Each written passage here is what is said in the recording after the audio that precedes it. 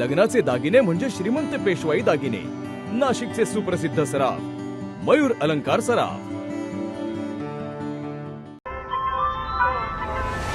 ताज्या बातम्यांसाठी नाशिक न्यूजच्या YouTube चॅनलला सबस्क्राईब करा आणि बेल आयकॉनला प्रेस करा।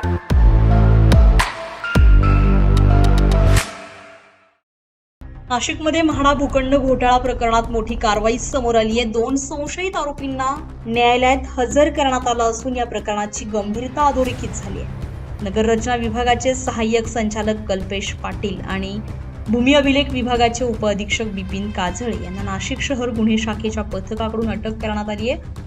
गृहप्रकल्पाचं कमी क्षेत्र दाखवत आर्थिक दुर्बल घटकातील नागरिकांना त्यांच्या हक्काच्या घरापासून वंचित ठेवल्याचा गंभीर आरोप या प्रकरणात करण्यात आलाय। कागदोपत्री पुराव्यांच्या आधारे हा गुन्हा दाखल करण्यात आला असून तपास यंत्रणांनी या प्रकरणाला गांभीर्यानं घेतलंय। आज दोन्ही आरोपींना न्यायालयात हजर करण्यात आलं। यावेळी न्यायालयानं त्यांना 11 मे पर्यंत पोलीस कोठडी सुनावली आहे। या संदर्भात अधिक माहिती देताना सरकारी अभियोक्ता किरण बेंडवर यांनी नेमकं काय सांगितलंय पाहूया।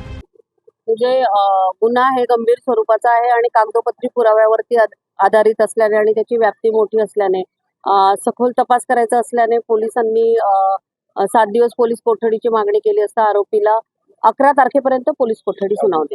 थँक्यू। दरम्यान या प्रकरणात आणखी कोणाचा सहभाग आहे का याचा तपास सुरू असून म्हाडा घोटाळ्याची व्याप्ती वाढण्याची शक्यता व्यक्त केली जाते। संजय परमार, नाशिक न्यूज, नाशिक।